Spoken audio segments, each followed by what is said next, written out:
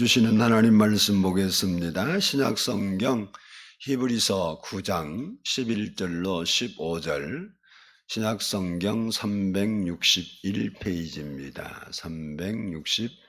361페이지. 히브리서 9장 11절로 15절의 말씀을 교독하도록 하겠습니다. 그리스도께서는 장래 좋은 일에 대제사장으로 오사 손으로 짓지 아니한 것 곧 이 창조에 속하지 아니한 더 크고 온전한 장막으로 말미암아 염소와 송아지의 피로 하지 아니하고 오직 자기의 피로 영원한 속죄를 이루사 단번에 성소에 들어가셨느니라. 염소와 황소의 피와 및 암송아지의 죄를 부정한 자에게 뿌려 그 육체를 정결하게 하여 거룩하게 하거든. 하물며 영원하신 성령으로 말미암아 흠없는 자기를 하나님께 드린 그리스도의 피가 어찌 너희 양심을 죽은 행실에서 깨끗하게 하고 살아계신 하나님을 섬기게 하지 못하겠느냐. 이로 말미암아 그는 새 언약의 중보자시니 이는 첫 언약 때에 범한 죄에서 속량하려고 죽으사 부르심을 입은 자로 하여금 영원한 기업의 약속을 얻게 하려 하심이라. 아멘. 이 시간에는 성가대의 찬양이 있겠습니다.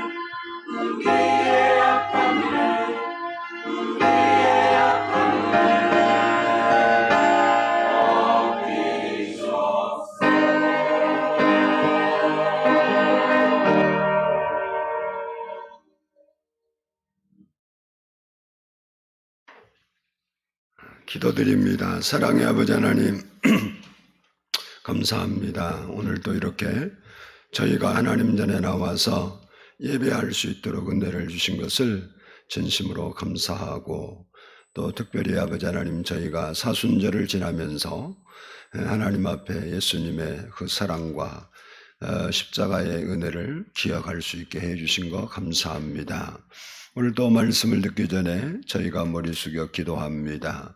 우리 마음을 여시고 하나님의 말씀이 살아있는 말씀 되게 하시고, 말씀을 통해서 우리 영혼이 강건해지게 하옵시고, 우리의 육체도 강건해지고 삶에도 하나님의 은혜가 임하게 해주셔서 주님께서 늘 우리와 동행하신 증거들이 우리 삶에 나타나게 해 주옵소서. 감사드리오며 예수 그리스도의 이름으로 기도드리옵나이다. 아멘. 할렐루야. 우리 옆 사람과 한번 인사합니다. 사랑하고 축복합니다. 따라서 한번 합니다. 예수 그리스도의 피. 지금은 사순절 기간입니다. 사순절은 우리를 위해 고난을 당하시고 또 우리에게 새 생명을 주시기 위해서 십자가에서 달려 피 흘려 주신 예수님을 깊이 묵상하면서 영적인 일에 힘쓰도록 제정한 절기가 사순절입니다. 이 사순절 중심에는 예수님의 십자가가 있습니다. 그리고 이 예수님의 십자가의 중심에는 우리에게 생명을 주시기 위해서 피 흘리신 예수의 피가 있습니다. 성경을 보면 구약부터 요한계시록까지 피로 시작해서 피로 마치는 것을 볼 수 있습니다. 창세기에서는 하나님께서 범죄한 아담과 하와를 용서해 주시고 죄 씻은 피로 살게 해주신 그 은혜로 짐승의 피를 흘려서 가죽 옷을 입혀주신 피가 나옵니다. 그리고 계시록을 보면 어린 양의 피, 예수님의 피가 나옵니다. 그래서 성경은 이 피에 대해서 구약은 특별히 짐승의 흠없는 짐승의 피, 그리고 신약은 예수님의 피에 대해서 강조를 많이 하고 중요하게 다루고 있습니다. 왜 성경에서 피를 그렇게 중요하게 다루고 있는가? 그것은 생명이 피에 있기 때문에 그렇습니다. 물론 의학적으로 우리의 생명이 피에 있냐라고 말하면 정의하기가 어렵지만 실제로 피를 많이 흘리면 사람은 죽습니다. 그리고 여러분이 아는 대로 피가 나빠지면 모든 건강이 나빠지게 돼 있고, 피가 깨끗한 사람은 장수하는 거예요. 이제 성경은 그런데 그것을 사람의 생명이 어디 있다 표현하냐면 피에 있다 이렇게 표현을 하는 거예요. 그래서 피가 있어야 생명이 있으니까 이렇게 중요하게 다루고 있는데, 레위기 17장 11절을 보면 육체의 생명은 피에 있음이라. 내가 이 피를 너희에게 주어 제단에 뿌려 너희의 생명을 위하여 속죄하게 하였나니 생명이 피에 있으므로 피가 죄를 속하느니라. 이게 예수의 피가 죄를 속한다는 거예요. 본래 우리 인간은 하나님께서 창조하실 때 행복하게 살도록 지음받은 존재입니다. 그런데 우리 인간이 죄를 범함으로 말미암아 우리 삶 속에 가난과 저주와 질병과 죽음이 찾아와서 불행한 인간이 된 거예요. 그래서 로마서 6장 23절 보면 죄의 삭은 사망이라 이렇게 말씀하고 있습니다. 즉 죄 때문에 사망, 죽음이 왔다 그런 거예요. 그러므로 인간이 죄 문제를 해결해야 행복해질 수 있는 거예요. 그런데 그 죄 문제를 해결하기 위해서는 피가 죄를 씻기 때문에 피가 있어야 되는 거예요. 근데 아무 피나 되냐? 그러면 좋겠지만 그게 아니죠. 우리가 병원에서 수혈을 받을 때 뭐 피라고 해서 아무 피나 수혈 받으면 되는 거 아니잖아요. 이처럼 인간의 죄를 사할 수 있는 그 피도 아무 피나 되는 게 아닙니다. 그런데 진짜 문제는 뭐냐면 이 땅에 사는 모든 인간의 피는 죄를 사할 수 있는 피가 아니라는 거예요. 왜냐하면 다 죄인이기 때문에. 이게 죄로 말미암아 피가 다 오염되어서 그 피로서는 우리의 죄를 씻을 수가 없어요. 이야기를 다시 말하면 세상에 살면서 내가 죄 짓고 감옥에 들어갔는데 감옥 들어간 사람이 다른 감옥 들어간 사람 위해서 내가 대신 형을 살 거니까 네가 나가라. 그거 될 수가 없는 거예요. 똑같은 거예요. 그래서 구약을 보면 사람의 피로 이렇게 어느 사람의 피도 죄를 속할 수 없으니까 하나님께서 상징적으로 속죄, 죄 사함을 받는 제사를 드릴 때 흠없는 제물을 잡도록 했어요. 짐승, 양이나 소나 이런 걸. 그러니까 흠이 있으면 안 되는 거예요. 물론 뭐 내장이 어떻게 되는지 이런 건 모르겠죠. 인간의 눈으로 판단하니까 양이라 그러면 털이라든지 뭐 뿔이라든지 뭐 다리라든지 눈이라든지 뭔가 어디가 흠이 있으면 그것은 하나님 안 받아요. 이게 첫 번째 조건이 흠이 없는 짐승. 그 짐승의 피를 그 짐승을 잡아서 피를 받아서 그 피로 제사를 드리면 죄 사함을 받는 겁니다. 이렇게 구약에서 죄 사함을 받기 위해서 흘린 그 피, 짐승의 피는 장차 오실 예수의 피를 예표하고 있다는 거예요. 이것이 구약에서 그렇게 말씀하고 있습니다. 스가랴서 13장 1절을 보면 그날에 죄와 더러움을 씻는 셈이 다윗 족속과 예루살렘 거민을 위하여 열리리라 그랬습니다. 이 스가랴서는 예수님이 오시기 500년 전에 쓰인 책이에요. 그러니까 예수님 당시에 쓰인 책도 아니고 후에 쓰인 책도 아니고 500년 전에. 그러니까 몇 대가 거쳤겠죠. 그때 이미 스가랴 선지자가 이스라엘 백성들의 죄를 씻기 위하여 장차 예수 그리스도께서 이 땅에 오시고 그가 십자가에 설린 피로 죄와 인간의 모든 온갖 더러운 것들을 깨끗게 하실 것이다 라고 예언한 말씀입니다.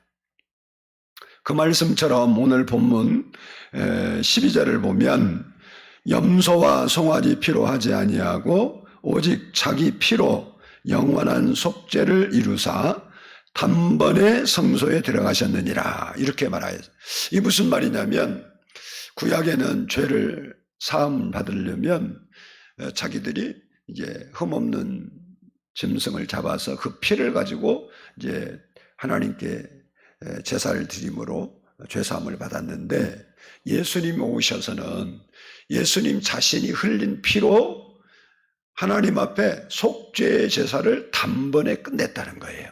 그래서 지금은 짐승의 피도 필요 없고 뭐 인간의 피도 필요 없는 거예요.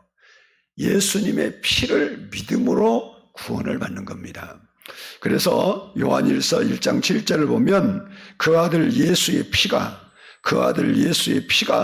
우리를 모든 죄에서 깨끗게 하실 것이요. 그러니까 예수님 피가 우리 죄를 깨끗게 한다는 겁니다.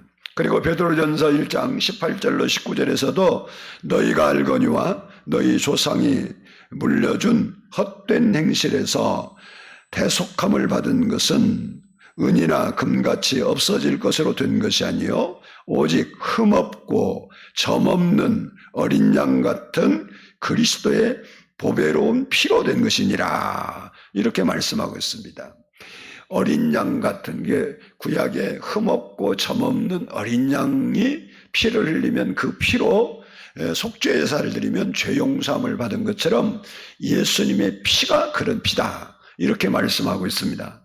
이처럼 성경은 우리가 예수의 피를 믿음으로 죄 사함을 받고 구원받는다고 가르쳐주고 있습니다. 베드로전서 1장 2절을 보면 곧 하나님 아버지의 미리하심을 따라 성령이 거룩하게 하심으로 순종함과 예수 그리스도의 핏부림을 얻기 위하여 택하심을 받은 자들에게 편지하노니 은혜와 평강이 너희에게 더욱 많을지어다 이렇게 말씀하고 있습니다. 이 말씀 보면 우리가 예수 믿고 구원받은 사람을 뭐라고 표현하냐? 예수 그리스도의 핏부림을 받기 위하여 얻기 위하여 택하심을 받은 사람이다 이렇게 표현하고 있습니다. 다시 말하면 무슨 얘기냐면 우리는 예수 그리스도의 핏부림을 받았기 때문에 우리가 구원받은 사람이 되었다. 그러니까 우리가 예수 믿고 구원받는다 그 말은 1차적으로 무슨 얘기냐? 예수님의 피로 우리의 죄를 씻고 그런 말이에요.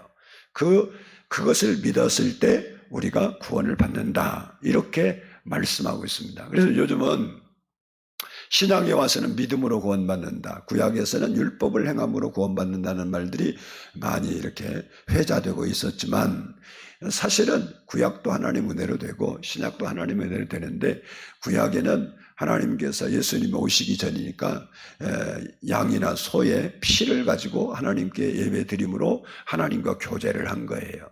근데 지금은 그게 아니라 예수님께서 피 흘려서 단번에 속죄를 완성했기 때문에 이제 다시 예수님이 또 맨날 죽는 게 아니고 그 피를 흘린 것을 믿는 그 믿음으로 하나님께 나가서 우리가 은혜를 받고 하나님과 교제를 하고 하나님을 섬기게 된다라는 것입니다. 요한계시록 7장 9절을 보면 아무도 능히 셀 수 없는 큰 무리가 나와 흰 옷을 입고 라는 말씀이 나오고 있습니다.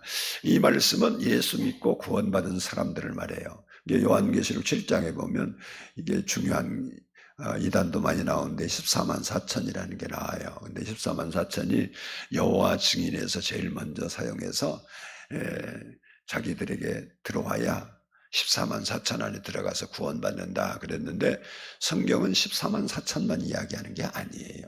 이 14만 4천이라는 것은 상징적인 수로 이 구약의 12 지파, 신약의 12제자, 그래서 24장로가 성경에 나오고 그것이 이제 만수의 만수, 그리고 많은 뜻을 이야기하는 게 천이에요. 그래서 14만 4천은 12 곱하기 12이면 14만 4천이 되는 거예요. 이것은 상징적인 숫자고 그 숫자를 그 후에 뭐라고 말했냐? 흰 물이. 근데 어떤 흰 물이냐면 능히 아무도 능히 셀 수 없는 큰 물이.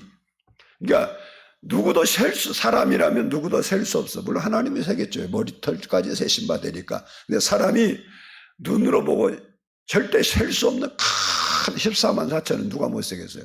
하나, 둘, 셋은 세지. 그 무리가 있는데 그게 누구냐면 구원받은 사람들이라는 거예요. 근데 그들이 구원받았다는 증거가 뭐냐? 구원받았다는 증거가 흰옷을 입었대요. 이제 사람들이 오해해갖고 흰옷 그러니까 이거 흰옷인 줄 알고 여기 또 흰옷 입은 사람은 전체 흰옷은 없네. 예. 그래서 목사들도 가운도 희게 딱 하고 그러잖아요. 그래서 옛날 다미 선교는 흰옷 입고 올라간다 그래서 천국에서 그 옷 입고 안 살아요. 그래갖고 흰옷 다 한복으로 맞춰 입고 12시에 또 우리나라 시간으로 믿어갖고 예수님이 12시면 땡이면 새롭게 되잖아. 12시에 밤에 기자들은 또 그거 취재한다고 잠 못 자고 취재하고 올라가는 거 보려고. 근데 안 올라갔대요. 예, 웃기는 거예요. 이단이라는 게 끝이 다르다는 말이잖아요. 이단. 다를 이자거든요. 끝이 다르다. 끝단 다를 리. 그래서 끝이 다르다. 그러니까 이단은요, 처음에는 똑같아요. 하나님 찾고 예수님 찾고 예수 믿어야 구원받고 성령님이 있어야 어쩌다. 그런데 이제 가다가 있다가 내가 성령이다 그래 버리래. 내가 보혜사다 그래 버리고. 나를 통하지 않으면 이제 박윤선 씨라고 박윤선이 훌륭하신 분이고 누구야? 박윤식이라고. 예, 그 사람도 있었어요. 그 사람보다 자기가 말씀의 아버지다 그래서 이단을 지켰어요. 말씀이 예수님이잖아요. 말씀의 아버지는 누구예요? 하나님이지 지가. 그러니까 처음에는 잘 나가는데 나중에 끝까지 들어보면 이상해. 이단들이 막 우죽선 많이 있어도요. 끝까지 들어보면 이상해 꼭.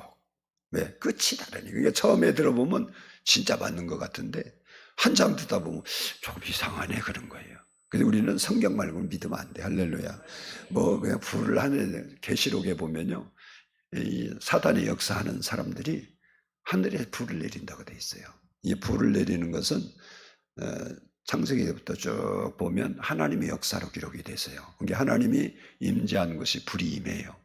그래서 오늘날도 성령의 불이 임하는 거예요. 실제로 예배를 제대로 드리면 성령의 불이 우리 마음에 임하는 거예요. 그래서 여러분이 느끼는 사람은 뜨거움을 느끼는 거예요. 진짜로. 그게 하나님의 임재의 상징인데 계시록에서 불을 내린단 말이 무슨 말이겠어요? 하나님같이 나타난다면 하나님같이. 그러니까 우리는 그 사람이 이적을 행했냐, 죽은 자를 살렸냐, 뻑적지근 일을 했냐, 이게 중요한 거 절대 아니에요. 거기에 흔들리면 여러분의 신앙은 잘못될 수 있어요. 말씀이 아니면 아닌 거예요. 성경에 써 있는 말씀과 대치가 돼 있다. 그러면 그것은 틀린 거예요, 무조건. 근데 여기에 보면 그 흰무리가 있는데 그들이 흰옷을 입었대, 흰옷을. 이게 구원받았다는 증거가 그들이 구원받은 사람들인데 구원받았다는 증거가 뭐냐면 흰옷을 입었대, 흰옷. 그러니까 사람들이 이 옷인 줄 알고 흰색으로 입어. 여러분도 죽을 때도 삼배 옷도 입으면 안 돼요. 흰색으로. 그러고 천국 가야 하니까. 그래도 흰색 입고 관에 들어간 사람도 별로 없더만. 근데 이제 여러분이 잘 알아요. 이것이 구약에는 그 잔치나 이런 데 초대받으면 예복이란 걸 입어요. 우리나라도 옛날에는 장례식을 가든 결혼식을 가든 뭐 한 10여 년 전만 해도요, 장례식 갈 때 넥타이 안 메고 간 사람 별로 없어요. 양복 입고. 그죠? 지금은 뭐 티를 입고도 하고 뭐 마음대로 신발도 아무거나 신고 그래요, 요즘은요. 문화가 그러니까 그걸 잘못됐다고 하려는 게 아니고, 네, 이스라엘도 그런 문화가 있단 말이에요, 문화. 그래서 지금도 성지순례 가면요, 머리에 뭘 쓰라 그랬다 그래서 천주교 그쪽 그 계통에 가면 전부 구경할 때 써야 돼, 모자를. 없으면 옆에다 준비해 놨어요. 그거 쓰고 가요. 그냥 모르고 들어가면요, 그거 지키는 사람이 있어요. 그거 쓰고 오라고. 예복이 그런 거예요. 흰 옷이 그런 상징이다, 그런 얘기예요. 근데 어떻게 그러면 그게 흰옷이 되었느냐라는 거예요. 어떻게. 요한계시록 7장 14절을 보면 이렇게 말하고 있습니다. 그가 나더러 이르되 이는 큰 환란에서 나온 자들인데 어린 양의 피에 그 옷을 씻어 희게 하였느니라. 그러니까 예수님의 피로 그 옷을 씻어서 희게 되었다 그런 거예요. 그러니까 다른 말로 말하면 예수님의 피 때문에 그들이 뭐 까만 옷을 입었던 파란 옷을 입었던 빨간 옷을 입었던 관계없이 예수의 피가 거기에 뿌려지니까 다 깨끗하게. 그래서 흰 것은 깨끗한 거, 흠없는 거, 이걸 상징하는 거예요. 죄가 없다 그 말이에요. 그렇게 만들어 주셨다 그런 겁니다.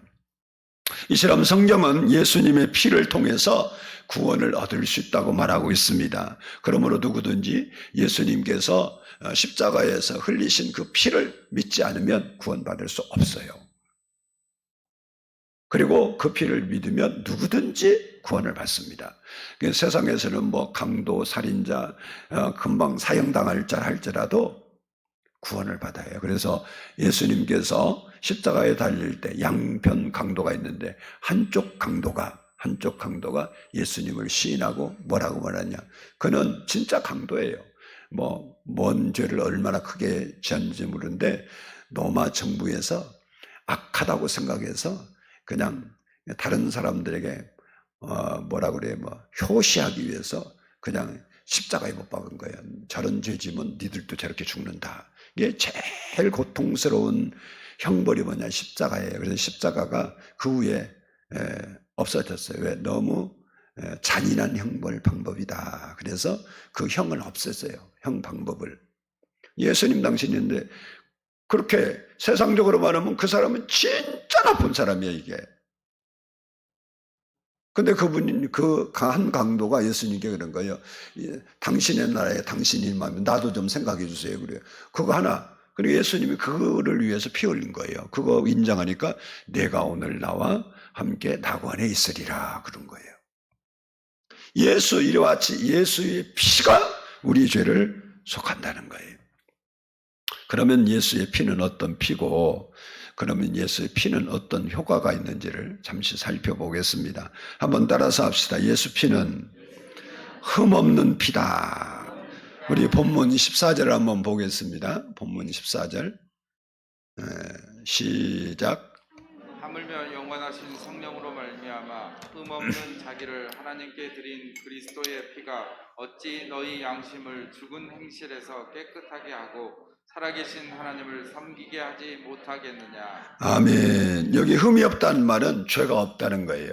로마서 3장 10절을 보면 의인은 없나니 하나도 없다. 이렇게 모든 사람이 다 죄인이라고 성경은 증언하고 있습니다. 이 사실을 로마서 5장 12절에서 확실히 증언하고 있는데, 그러므로 한 사람으로 말미암아 죄가 세상에 들어오고 죄로 말미암아 사망이 들어왔나니 이와 같이 모든 사람이 죄를 지었으므로 사망이 모든 사람에게 이르렀느니라. 처음 사람 아담 이후에 모든 사람은 죄가 있기 때문에 흠이 없는 피가 될 수가 없습니다. 그래서 예수님이 이 땅에 오실 때 남자의 후손으로 오시지 않고 성경에 보면 여자의 후손으로 오셨다. 이렇게 말씀하고 있습니다. 남자의 후손이라는 말은 남자의 DNA를 받아서 태어난 사람이다. 그런 거예요. 그런데 예수님은 남자의 후손이 아닌 남자에 의해서가 아니라 성령으로 잉태되었다. 그러니까 이게 인간의 차원에서는 이해가 안 되는 거예요. 왜? 아니 어떻게 남자 없이 처녀가 애를 낳냐, 이건 말이 안 된다. 근데 요즘은 사실 남자 없어도 애 낳죠. 체사포도 하고 막 그러잖아요. 과학이 발전하다 보니까요, 인간도 남자 없이 애 낳을 수 있는 방법이 있어요.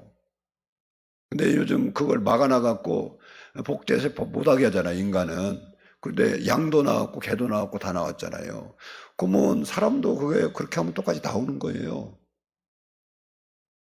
근데 인간도 만들어내는데 전능하신 하나님이 성령으로 잉태하는 게 뭐가 어렵다고. 그러니까 여러분이 알아야 돼요. 무디가 그런 말씀을 했는데, 창세기 1장 1절 믿는 사람은 성경에 나온 모든 기적을 믿을 수 있다 그랬어요. 창세기 1장 1절이 모두 여러분이 잘 알아야 돼요. 하나님이 태초에 세상을 창조하시니라. 그러니까 하나님의 창조를 믿으면 나머지 없는 것을 무에서 유를 창조했는데, 뭐 있는 거 만드는 것이 뭐가 어렵겠어요. 그러니까 여러분이 하나님 믿고 나면 아무것도 아닌데 인간적인 지식으로 이해하려고 그러면 어떻게 처녀가 이게 말이 안 되는 거지.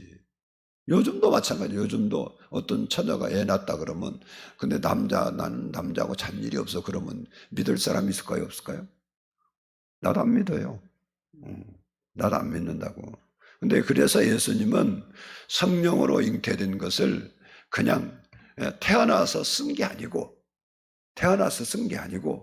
구약에서 몇천 년 전에, 몇백 년 전에 여러 번에 걸쳐서 여자가 잉태하여 아이를 낳을 거다. 그 이사야 7장 14절 보면 임마누엘이라 하는 그 말씀 나오면서 그 여자가 처녀를 말해요. 처녀가 잉태하여 아들을 낳을 것이요. 그러니까 이미 예언한 대로 온 거예요. 그래서 우리가 믿는 거예요. 예수님이 우리 위해 죽으셨다. 그런데 예언된 말씀이 없었다. 그러면 진짜 예수님이 우리 위해 죽었는지 그냥 자기 죄로 죽었는지 어떻게 알 거예요?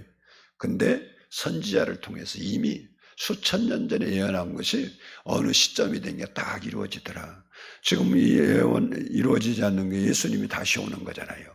그것도 이제 뭐 언제 올지는 모르지만 오시면 그 말씀이 이루어지는 거예요. 성경은 확실한 거예요. 아멘.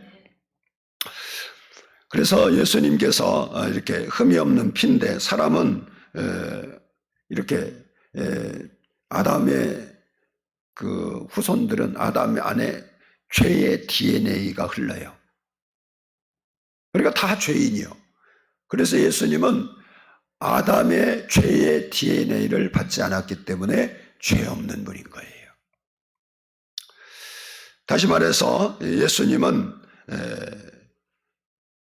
우리 같은 피는 피예요. 사람의 피. 근데 그 피는 죄가 섞이지 않는 흠없는 피다는 겁니다. 거룩한 피, 깨끗한 피다, 그러는 거예요. 이 사실을 예수님의 제자였던, 그리고 예수님을 배반하고 돈 받고 팔았던 가룟 유다도 그렇게 증언합니다.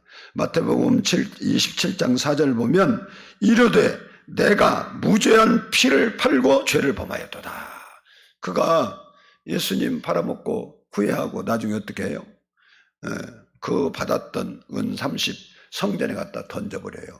내가 잘못했다고. 그리고 목매다 나 죽었는데 떨어질 때 어떻게 아주 잘못 떨어졌는지 배가 터져서 창자 걸려놨다고 써있는데 참 비참한 모습을 보여주는 거죠. 그가 뭐라고 보냈냐? 저분은 무죄하다. 죄가 없다. 가룟 유다가 그렇게 하고 죽었어요. 그렇습니다. 예수님의 피는 흠없는 피고 죄가 없는 피입니다. 둘째, 따라서 합시다. 예수님의 피는 죄를 씻는 피다. 에베소서 1장 7절을 보면 우리는 그리스도 안에서 그의 은혜의 풍성함을 따라 그의 피로 말미암아 속량 곧 죄사함을 받았느니라. 우리 손이나 발이나 몸이 더러워지면 비누나 세정제로 씻으면 깨끗해집니다. 우리 몸속에 피가 흐르고 있는데 피가 오염되면 사람이 죽어요. 피에 염증이 많이 생겼다 그러면 금방 죽습니다. 폐혈증 돼갖고. 근데 그 폐를 깨끗하게 하는 장기가 신장, 콩팥이에요. 그러니까 콩팥을 우리의 피가 이렇게 돌면서 들어갔다 나오면 더러운 것을 다 씻어요. 근데 그 신장이 망가지면 이제 그것이 기능을 못하니까 우리가 살 수가 없어요. 그래서 사람이 만든 신장 투석하는 기계가 있잖아요. 그러면 사람이 그 피를, 오염된 피를 다 몸에서 주사기를 통해서 이제 호수를 연결해서 그 투석기를 통과하게 해요. 투석기를 가서 봤어요. 뭐 중환자실 가니까 투석하는 날이 있더라고요. 그러니까 꼭 옛날에 그 뭐 영화 필름 들어가 이렇게 쭉 돌아가더라고요. 피가 이렇게 돌아가는 게 보여요. 그래서 다시 들어가. 그러면 그 투석기를 한번 딱 거치고 나면 오염된 피가 많이 걸러져서 건강하게 살 수 있는 거예요. 그런데 사람의 죄는 이러한 것들로 깨끗게 할 수가 없다는 거예요. 성경 예레미야서 2장 22절을 보면 주 여호와의 말씀이니라 내가 잿물로 스스로 씻으며 내가 많은 비누를 쓸지라도 내 죄악이 내 앞에 그대로 있으리니. 이게 잿물로 씻고, 잿물이 비누 만드는 원료죠. 깨끗하게 하는 거예요. 잿물로 씻고 뭐 비누로 씻어도 죄가 씻어지지 않는다는 거예요. 사람의 죄는 오직 예수 그리스도의 피만이 씻을 수 있는 거예요. 마치 비누나 세정제가 우리 몸을 깨끗하게 하죠. 그리고 금방 말씀드린 대로 신장을 투석하는 기계가 우리의 몸의 피를 깨끗하게 하는 것처럼 예수의 피는 우리의 죄를 깨끗하게 한다는 거예요. 이처럼 예수의 피는 죄를 깨끗하게 씻는 보배로운 피다. 그러니까 여러분이 누구를 의지하면 되냐? 예수 피를 의지하잖아요. 그러면 여러분 죄는 사하지는. 할렐루야. 물론 여러분이 사회적 범죄에서 살인하면요, 살인하면 어디가? 뭐 회개해도 감옥 가는 거예요. 왜? 인간은 인간의 논리에 살아요. 근데 하나님 앞에는 그 죄 용서를 받아요. 살인자라도 예수의 피를 믿고 예수님의 피로 내 죄를 씻은 것을 믿으면 그 살인죄를 하나님은 너 살인자다 그렇게 인정을 안 해. 근데 그렇다고 해서 세상이 인정하지 않는 게 아니에요. 나 하나님께 용서받았는데 법원에 가도 안 돼. 근데 실제로 영적인 세계에서는 예수님이 치료해 주셔요. 실제로. 그 다음에 한 번 더 따라서 하겠습니다. 예수님의 피는 생명을 주는 피다. 요한복음 6장 53절로 54절을 보면 예수께서 이르시되 내가 진실로 진실로 너희에게 이르노니 인자의 살을 먹지 아니하고 인자의 피를 마시지 아니하면 너희 속에 생명이 없느니라. 내 살을 먹고 내 피를 마시는 자는 영생을 가졌고 마지막 날에 내가 그를 다시 살리리니 라고 했습니다. 예수의 피는 우리의 죄를 씻을 뿐만 아니라 더 나아가서 우리에게 영원한 생명을 준다는 거예요. 다시 말하면 예수님 피만이 죄로 죽은 우리 영혼을 살릴 수 있는 거예요. 그러니까 여러분이 예수의 피를 믿으면 뭐 죄 용서가 받아서 어떻게 하겠다냐 그게 끝나는 게 아니고 우리가 이제 하나님의 자녀가 되어서 하나님과 뭐 하게 되냐? 교제하게 돼요. 그럼 하나님 부르면 하나님이 대답하고 응답도 해주시고 도와주시기도 하고 그것이 무엇으로 가능하게 해졌냐? 예수의 피예요. 예수 피. 예수님께서 주시는 이 생명은 육체가 죽어도 영원히 죽지 않는 하나님의 생명이에요. 그래서 예수님의 피는 우리 인간에게 영원한 생명을 주시는 피다라는 겁니다. 마지막으로 한번 따라서 합시다. 예수님의 피는 모든 것을 이기게 하는 피다. 이게 중요한 거예요. 이게 모든 것을 이기게 하는 게 뭐라고? 예수님의 피. 요한계시록 12장 11절을 보면 또 우리 형제들이 어린 양의 피와 자기들이 증언한 말씀으로써 그를 이겼으니 그들은 죽기까지 자기들의 생명을 아끼지 아니하였도다. 이 말씀이 무슨 말이냐? 어린 양의 피, 예수의 피가 모든 걸 이겼대요. 그렇습니다. 예수의 피는 모든 것을 이기게 하시는 거예요. 예수 그리스도의 피는 죄악을 이기게 합니다. 우리의 삶에서 질병을 이기게 해요. 그래서 여러분이 병 걸린 사람도 막 기도하다 보면 그런 환상을 보는 사람들이 있어요. 뭐냐면 아파서 막 주여 그러고 가물가물했는데 갑자기 자기 눈앞에 십자가가 보이는 거예요. 십자가. 때로는 어떤 분들은 예수님이 피 흘리시는 모습이 보이기도 하고, 그러고 나면요 그 사람은 그 병 딱 나았어요. 그게 무슨냐? 그것을 증언한 게 그거예요. 질병도 뭐가 이기게 하신다? 예수의 피가 이기게 하신다. 예수의 피는 가난도 이기게 하시고 슬픔도 이기게 하시고 절망도 이기게 하시고 실패도 이기게 하시고 문제도 이기게 하시는 거예요. 그러니까 여러분이 예수 피는 좋아 나빠?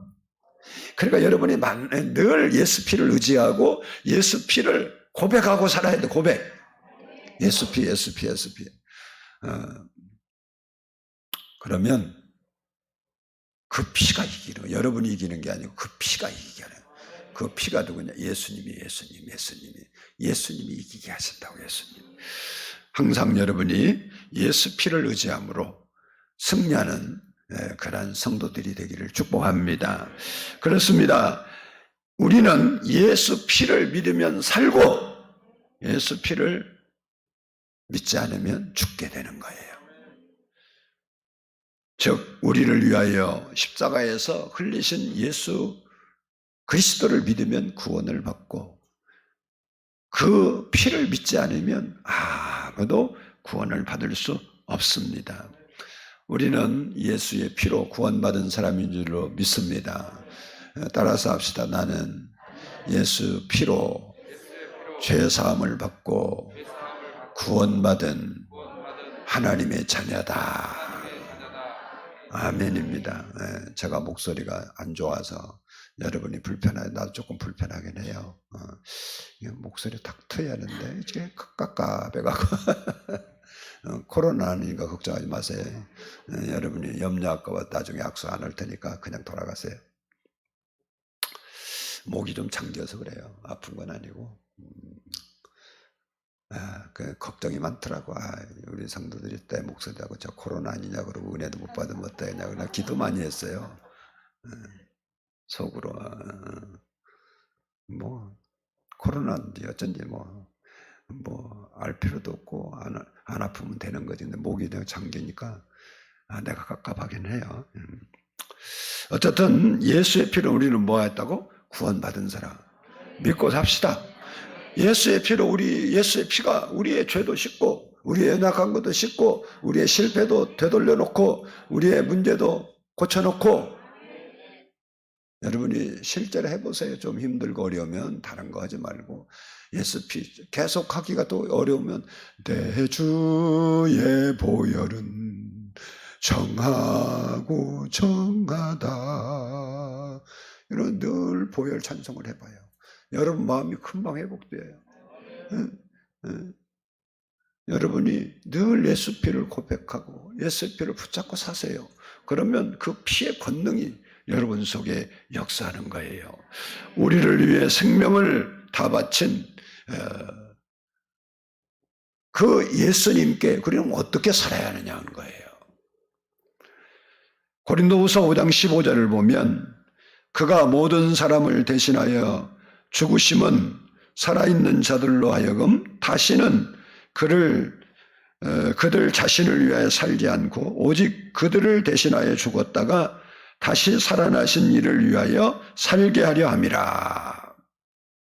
무슨 얘기냐면 우리가 구원 진짜 받았다 그러면 이제 예수님께서 왜 십자가에 죽으시고 왜 피 흘려서 우리의 죄를 사하시고 구원시켰냐? 자기 자신을 위해 살지 말고 이제부터는 그 나를 위해 죽으신 예수님을 위해 살도록 그렇게 했다는 거예요. 그래서 여러분은 이제부터는 내가 구원받은 사람이라고 인정이 되면 누구를 위해 살아야 돼? 예수님을 위해 사는 거예요. 예수님. 다른 말로 하면 예수님의 발자취를 따라 살아간 거예요. 그래서 바울은 로마서 14장 6절에서 이렇게 8절에 고백합니다.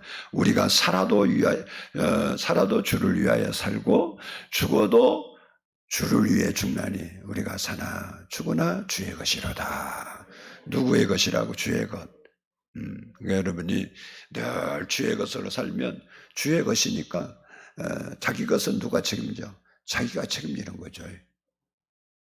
자기 것은 자기가 책임지는 거예요. 여러분이 속한 것은 여러분이 늘 관리하고, 저희 집에도 베란다에 저는 뭐 화분을 키우지 않아요. 근데 화분이 우리 마누라하고 처음에 약속할 때는 몇 개만 내가 놓고 키우자고, 성원 아파트일 때 너무 많아서 그랬더니 그러자고 꼴떡거리고 교회도 다 갖다 놨거든요. 몰래 하나씩 다 갖다 놔갖고 지금 차고도 넘쳐요. 근데 보면 새벽기도 갔다 오면 문 열고 와서 꽃 바라보고 또 갖다 물 주고 거름 주고, 그 정성 갖고 하나님께 했으면 얼마 좋을까. 하나님도 열심히 안 한다는 소리 아니고 내 생각. 나는 그러기 싫어서 안 해요. 보기는 내가 잘 봐요. 꽃 펴놓으니까, 그러니까 꽃을 갖다 놓으니까 뭐 겨울에도 계속 꽃 피더라고. 좋기는 한데, 이게 왜 갈리고 있어? 근데 뭐 옆집 아파트 화분 맞추고 가자고 물 좀 줘야 하냐. 그리고 초인종 누르고 와서 물 주는 사람 봤어요? 그 사람이 정신병자요. 왜? 그것은 자기 것이 아니잖아. 자기 것은 누가 관리해? 자기가. 몸도 자기 몸이니까 자기가 관리잖아. 하나님이 우리가 주의 것으로 살면 누가 관리해 줘야 돼? 하나님이 관리해 줘야 되나. 근데 우리가 하나님 것인데 내 것으로만 살라 그러네. 하나님 관리해 주세요. 그러면 네가 내 것이냐, 네 것이지. 뭐 가정도 마찬가지고 회사도 마찬가지고 삶도 마찬가지고, 하나님 것을 정말 우리가 인정하면 하나님이 관리 안 해주신 게 이상한 거죠. 그런데 하나님은 우리를 보배롭고 존귀하게 여기고, 뿐만 아니라 우리를 볼 때 기쁨을 이기지 못할 만큼 좋아한대요. 그러니까 뭐 화분 안 좋아하는 사람은 화분 갖다 놔도 자기 거라도 관리 잘 안 하는 거지. 근데 화분 좋아하는 사람 뭐 죽을까 관리하고 막 난리 아니야. 응? 그런 것처럼 하나님은 우리를 그렇게 좋아하시고 얼마나 우리를 사랑했으면 자기 목숨을, 피를 다 쏟아서 우리한테 주시고 우리를 사랑한다고 말한 거예요. 그러니까 그 주님이 우리를 얼마만큼 잘 관리해 주실까. 저는 그렇게 관리해 주시는 분으로 믿어요. 그래서 여러분이 세상을 살면서 어려운 일도 많고 힘든 일도 많지만 예수의 피를 의지하고 그 예수의 피를 고백하고 살아가면 그 하나님이 여러분과 늘 동행하셔서 그 생명 되신 예수님께서 여러분의 삶에 은혜를 베푸시고 기적 같은 일이 일어나게 될 겁니다. 그래서 여러분 삶에 나를 위해 피 흘려주신 예수님의 그 사랑을 기억하면서 남은 생에 주를 위해 불살라 드릴 수 있는 믿음의 사람들이 될 수 있기를 축복합니다.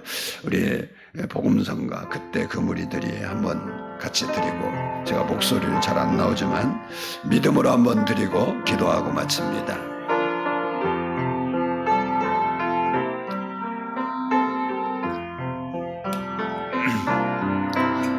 그때 그 무리들이 예수님 못 박았네.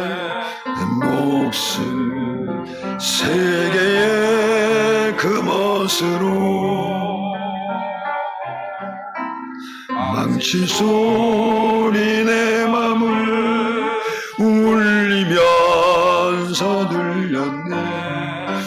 그 피로 내 죄 씻었네. 주여 저들의 죄를 용서하여 주소서. 주님 눈물로 기도했네.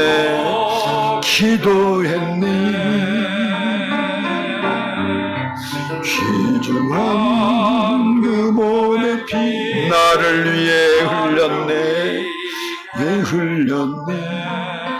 그 피로 내 죄 씻었네.